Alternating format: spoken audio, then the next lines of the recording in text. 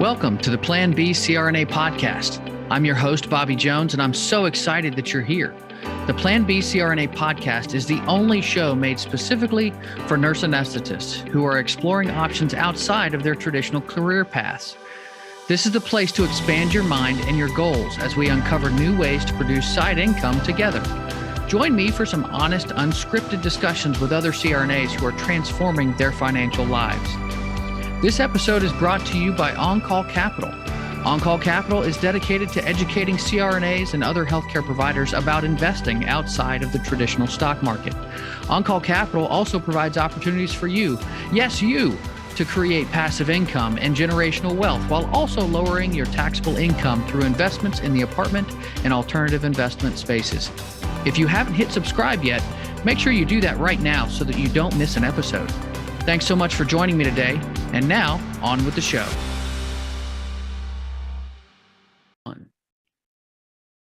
Welcome to another episode of the Plan B CRNA podcast. Today is one of our special guest episodes. And our guest today is also pursuing his own Plan B outside of his traditional career field. Currently, Chad Freeman is a commercial pilot for a major airline. And in order to gain freedom, he got into real estate so that he could take control of his income and not just rely on a corporation. Specifically, Chad has dived into mobile home parks, and as a result, he now offers passive income options for others who aren't satisfied with their own W-2 salary. Chad, thanks so much for joining me today. It's a pleasure to have you. It's a pleasure to be here. Thanks for the intro. Yeah. So I'd love to hear a little bit more about you and how you moved from, you're still a pilot, but how you've moved into real estate. Okay. Yeah. My story starts with my parents, both of them were into real estate investments. And then in college, I knew becoming an airline pilot that I did want to have something else on the side, at least for stability, because I knew I was getting into a pretty unstable career path. And then I kind of had a picture of what the airlines were going to be in my head was a little bit different than reality when I actually hit the workforce. So it took quite a while to become comfortable in the airlines. We start out making absolutely no money, being dirt poor and working your butt off. And so real estate started to be pretty appealing to me. And my first piece of real estate was running what's called like a crash pad, is what we call them. And it's very common around airports to have people commuting in that need a cheap place to stay that'll be there, a couple nights a month or something. So that's what I started. And I thought that I had heard this rumor about a ferry going into Manhattan, and I was based in the New York area. So I bought this house in this terrible neighborhood. Mm-hmm. And I thought, there's a ferry going to go in. It'll just revitalize the neighborhood, and then I'm going to make a bunch of money. So how'd that work? It didn't, but I got a good education. I dodged a bullet. So it actually worked out good. But okay. I had no idea what I was doing. I didn't even know what due diligence meant. I didn't know what the difference between speculating and investing was. And luckily, I was smart enough to at least know I could have income to cover the mortgage on this property. And I was part of the whole loan fraud and didn't even know it at the time. So I did a no-doc loan to get into this house, and they did a HELOC to cover the rest. So I got into this brand new home with 3% down. Oh, wow. Just one bad decision after another, looking back. Yeah. I always felt uneasy about this. And so I started getting education. I took a 6-month-long investing class and realized what a terrible investment I had gotten into. Mm-hmm. And so I used their aggressive sales techniques and got out of this place just in time, right as the market was starting to crash. And I was learning enough now to start recognizing what was going on. So I'm like, I really need to get out from underneath this thing. So I was able to get educated, just lost a little bit of money with transaction costs and whatnot. I actually sold it for more than I bought it for, but that was my luck. And then I got into a good investment. I found a good purchase with a solid property that cash flows, and I learned how to invest. And then down the road, I knew I wanted to get into commercial real estate. I just didn't know what. I knew I had to cut my teeth in residential. And so fast forward, now we're at 2015 or so, and I found this mobile home park boot camp through a buddy of mine. His mother was investing as well, and they bought a mobile home park. And I asked about this course, And if anybody's interested in this, it's Frank Rolfe. You can find him at Mobile Home University. And the guy's just such a wonderful mentor, and he'll just teach you everything he knows for incredibly reasonable price. But so I took his book knowledge, and then it took me a while to get in and start purchasing mobile home parks. And so that's brought us to where we're at today. Very cool. Very cool. So, and mobile home parks, they kind of seem to be the talk of the town. Like I hear everybody wanting to get a piece of this action when it comes to investing. And so not everybody knows how to do that. So what is it that you did to start your journey into mobile home parks that you, maybe you learned it from the university, or maybe you learned it by trial and error? How did that get going? Well, I listened to what Frank had to say, and it took me a while, and we got some parks under contract that we backed out of. But at the time when I was going into this, there was even more negative stigma associated with this industry than there is today, which I still run into today. And I like that, because it means, like what you said, they seem to be the talk of the town. Real estate people are starting to see the returns and the economic setup that's going on today. And so people are starting to get into mobile home parks, and there's some big money coming in, like with BlackRock spending $550 million on this 2 years ago. And so this whole thing is changing, and we see the opportunity today, but there's still that negative stigma about the trailer parks, and it's people don't know, they don't understand the business. And if they saw the economics behind it, what's going on, they'd be very excited about it. So there's still time. We're still kind of like not the early adopters at this point, but not everybody knows about this. So there's a lot of opportunity right now, which I love about it. So what is it that's about mobile home parks that is different from other real estate types? I mean, obviously they don't cost as much, but what is it about them that makes sense from an investing perspective? I think the whole entire economic setup and what's going on with the economy today makes it a great contrarian investment. So they tend to do better in poor economic times. And then there's so much demand for affordable housing, they do good in good economic times as well, especially with inflation and the prices. Single family homes helped us out with COVID too, because it's automatically social distanced. We had a lot of people coming out of apartments. But if you look at the entire setup of the industry, this is what was very appealing to me to get into it. So you have large barriers of entry guaranteed by the government, because nobody wants a trailer park built in their backyard, because they've still got this negative stigma associated with it. And then the governments, they put out more social obligations than they collect in tax revenue from mobile homes, because let's say you got a family living in a mobile home with 2 kids, they only collect revenue on that mobile home as if it's a vehicle. So I did not know that. Yeah, it's just registered like a vehicle. It's not considered real estate as personal property. Huh. And which gives me to another part of this that I love. We're renting dirt to landowners, or to homeowners, sorry. To homeowners, yeah. We don't do maintenance on properties. We do maintenance on like our roads and our infrastructure. We maintain that. But the homeowner is actually responsible for their own maintenance. We don't rent homes. And these are very sticky tenants. The average tenant stays for 14 years because they own their home there. It's very expensive to move these homes. You can purchase a $30,000 mobile home that's in pretty good shape. It's a nice home, but it's going to cost now over $10,000 to move it. So typically it'll just turn over ownership, or we'll help them move, and maybe purchase the home from them, resell it we just want to break even. Besides that, there's a diminishing supply right now because governments won't let new mobile home parks be built. Yeah. And then it's very undervalued. If you just look at the lot rents back from the 1950s and 60s and adjust for inflation today, you get around $600 or so for what fair market value should be, but we're at $280 for the average, national average. So more people are coming in and buying these and bringing these properties back to life, and then bringing the lot rents up to a fair market value. So there's a lot of value add that way. It's also incredibly fragmented. The entire sector, there's only 10% institutionally owned right now out of the roughly 44,000 mobile home parks that exist. And that's because all these things were built back in the 1950s and 60s by solo entrepreneurs. So today, the typical park owner is going to be mom and pop that built these or inherited them, and now they're baby boomer generation typically wanting to retire. So this is turning over. So Mm-hmm. we see a big Mm-hmm. asset turnover, and we're trying to jump on that too, because once these things are sold off and it's consolidated and all this big money scooping these parks up, this opportunity is going to be gone. Mm-hmm. Wow.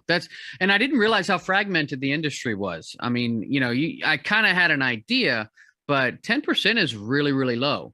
Yeah. Compared to, say multifamily or some of these other real estate types where it's just so much higher. So that tells you that there is opportunity there to come in and produce more efficient operations and whatnot. So you talked about some of those differences. So for an investor, what are some of the risks and benefits that are associated with investing in these parks?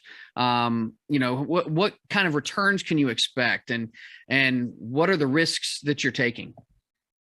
Okay.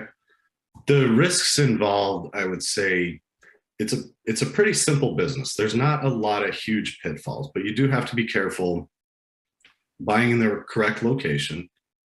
And like any other piece of real estate, you got to buy it for the correct price. You can't overpay because it's going to eat up your returns. And then there's a few pitfalls with the types of utilities. We want to avoid certain types of utilities, such as lagoons, which is literally, it's just a big cesspool. It's a pond full of sewage. Okay. Not quite sure what the EPA is going to think about that in the future, so if there's a lagoon, we won't deal with it. And then if you're getting into mobile home parks, another thing that we want to be careful of is wastewater treatment plants. So we tend to shy away from those because if you have one go bad, you're writing a $500,000 check just to start on even little ones. So you have to do very good diligence if you're going to get into that and know that that system is not going to blow up on you.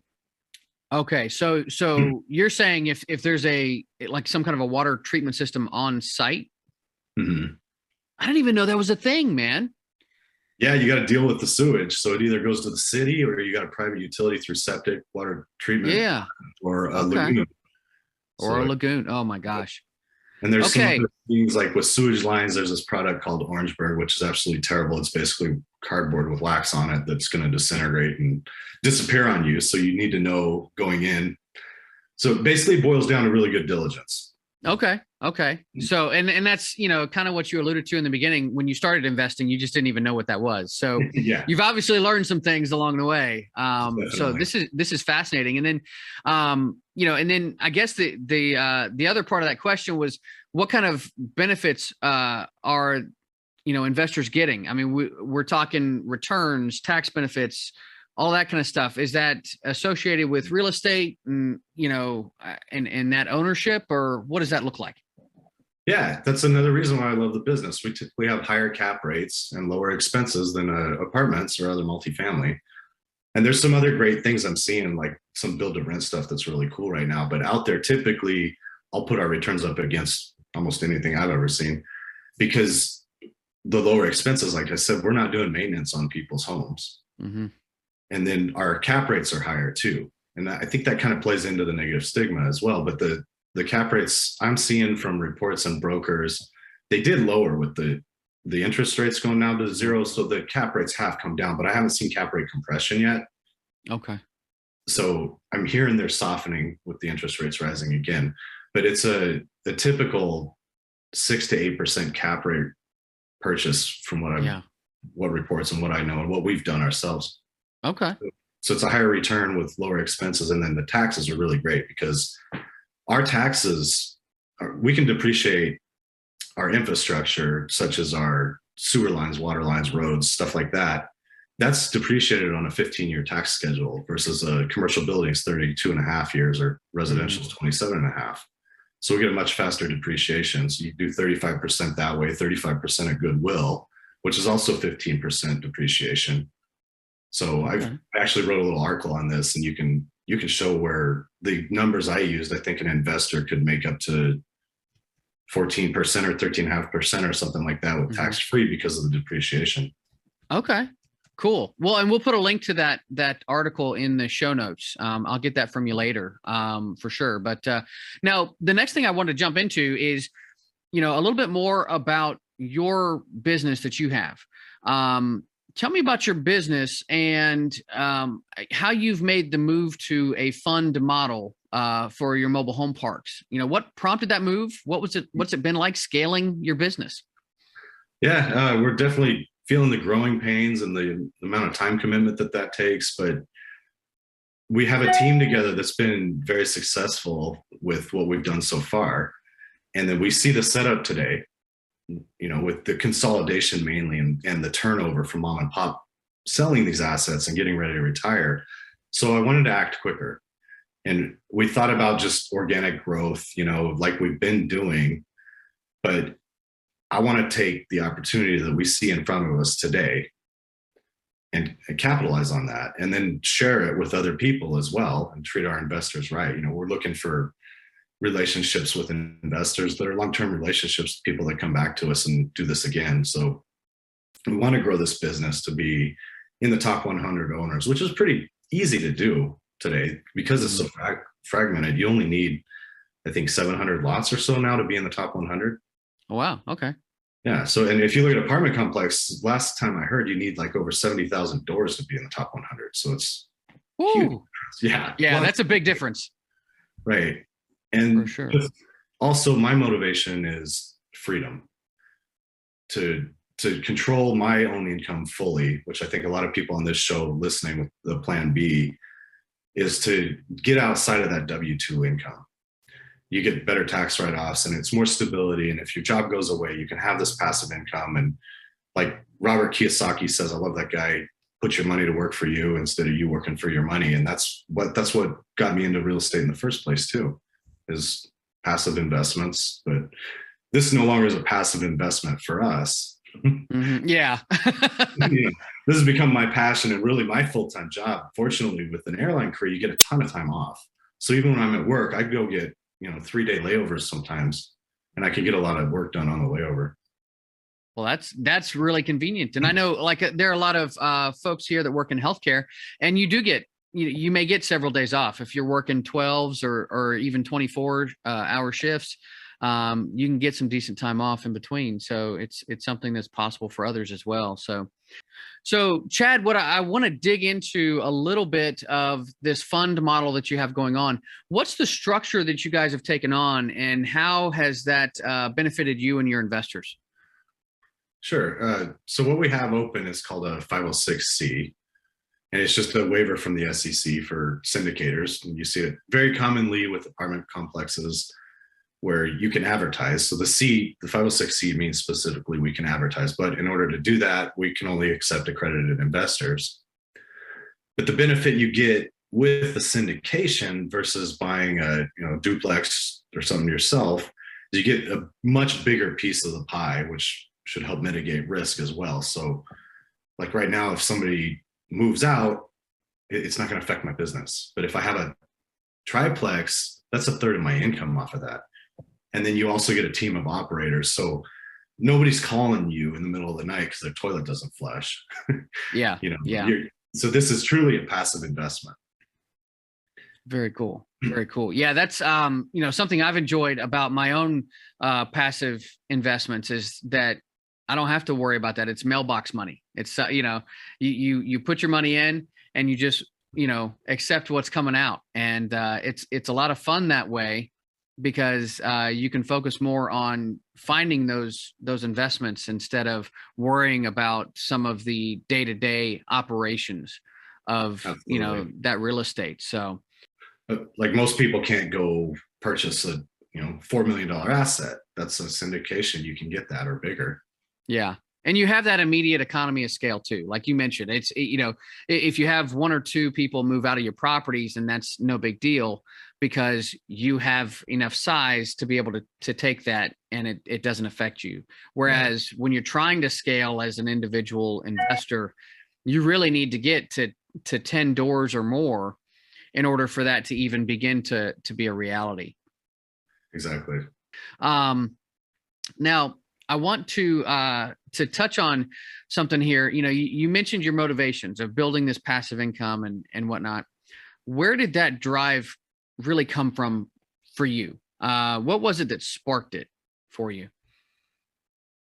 feeling frustrated with not having control over my own financial situation, my own income, and wanting more than what I had. Because, like I said, when I got into the airlines, I was picturing, you've probably seen Catch Me If You Can with Leonardo. Oh, yeah. Yeah. That's what I'm picturing. Just glamorous lifestyle, flying all over, making tons of money, getting all these days off. Well, it didn't work like that at all. Yeah. Instead, I'm working my butt off. Mm-hmm. When I first got in the airlines, I worked more than I've ever worked in my life. And in 9 months, this was after 9/11, I got furloughed and hired at a different, very poorly run regional airline. Mm-hmm. But in 9 months, I made $7,300, working harder than I've ever worked before. Oh my gosh. So as you're getting up into the majors, it's tough. And today's gotten a lot better with the pilot shortages, wages have gone up. But mm-hmm. at the time, it was just a financial struggle working for somebody else. So I just wanted to take control of that and not look to somebody else, that I could have my own responsibility, my own freedom. And then if I didn't want to do this job anymore, I had that option. Yeah. So what advice do you have for other people who are looking to start their own real estate journey? What are some tips and tricks that you've learned along the way that you can pass on to others? I absolutely love Robert Kiyosaki, and he puts you in the right mindset. So, if you're I feel like our school system does a terrible job of teaching a financial education. So that's where my financial education began, was with Rich Dad Poor Dad. Mm-hmm. And he also teaches real estate and all the benefits of real estate and the tax write-offs and tax-free wealth.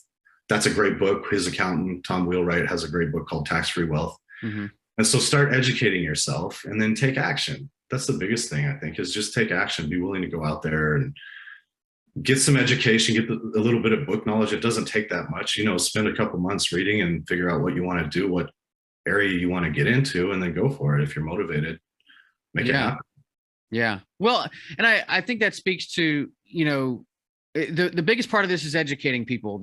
You want people to build their knowledge base, and then from there, take some action, because from there, you're only going to learn more. Once you take that action, and it doesn't have to be this, you don't have to spend all of your savings and dump it into one investment. That's not smart. But, getting started in something, and then you're learning from that process and, those results, and then taking more action on top of that, not letting that kind of scare you off if things don't go quite as you planned, because that's what happened with you. Is you had some things that you invested in and they didn't work out as well as you thought they would, but you kept taking action and learning from your mistakes. And I think that's why you've been so successful today. So that's awesome, man. Yeah. What comes to mind too with this is knowledge is power, right? Mm-hmm. The more you know, better off you're going to be. And I think it was Henry Ford was saying something. If they asked him, if all of this got taken away from you today, what would you do? And he said he could rebuild it all because he knows how, because he has that knowledge. I was saying knowledge is power. And then more have become millionaires off of real estate than anything else in the world. And if you look at real estate, it's like, I think it's 20% of our GDP or something. So the sky's the limit. Mm-hmm. And real estate is wonderful because it is a great hedge against inflation, and it's a great way to build wealth and pay down principal at the same time that you put your money working for you passively and get an income at the same time off of it. So tax write-offs, real estate's my favorite thing in the world for building wealth and income. Yeah, I agree with you. I agree with you wholeheartedly there. So I've really enjoyed our discussion today, and I want the audience to be able to reach out to you if they have questions about, you or your business or mobile home parks in general. How can they reach out to you and contact you? You can reach me directly. You can email me, invest@MHP, like mobile home park investors.com. I'll throw out my phone number if people want to just give me a call. It's 702-706-6904. No guarantees I'll answer, but I'll try to get back to you. Mm-hmm. And you can check us out on the web too, mhpinvestors.com. And I'd say check out our Investor Learning Center. There's a lot of information in there. I've written some articles and a few podcasts and whatnot. So that's where you'll find us. And I'd love to hear from anybody who's interested in investing with us or just wants more information. I love to share knowledge and help people out on their journey if I'm able to. Very cool, man. Well, Chad, thank you so much for being here today. It's been a great time with you. Yeah, it's been my pleasure. Thanks for having me on the show. I hope that you enjoyed our discussion about mobile home park investing. Chad echoed a common theme that I've seen among successful entrepreneurs. They educate themselves first, and then they take action. It's a simple concept, really. If you act first, then you probably won't make good decisions when you do act. And if you only educate yourself, then you'll suffer from analysis paralysis. But by giving yourself enough education to get started, you can then learn valuable lessons through the experience of doing. Education and action go hand in hand. And it's my belief that one just feeds the other. The more I learn about something, the more I'm encouraged to go try it. The more I try it, the more I learn, and the better I get at it. It's a cycle, like a carousel. It goes up and down and around, man. Okay, yeah, I'm showing my age with that last movie reference, but hey, we all show it at some point, right? If you have questions about mobile home park investing, I highly encourage you to reach out to Chad or check out our show notes. There are some great links in there. That's going to do it for today's show. As always, stay safe and take care of each other out there. Thank you so much for joining me for another episode of the Plan B CRNA podcast. If you haven't already subscribed and reviewed the show, I'd be honored if you took the extra time. It really helps to expand our reach and get the word out about the show. If you're a CRNA who is interested in sharing your story on our podcast, I'd love to have you. Please email me at bobby@oncallinvestments.com for more information. This episode was brought to you by On-Call Capital. They are dedicated to helping providers like you develop passive income and generational wealth through investments in the apartment and alternative investment spaces. Feel free to check out their website at www.oncallinvestments.com and subscribe to their free educational email series. You can find On-Call Capital on Facebook, Instagram, and Twitter. You can also check out our YouTube page, where you'll find all of the show episodes along with other educational videos. Thanks for listening, and we'll see you on the next episode.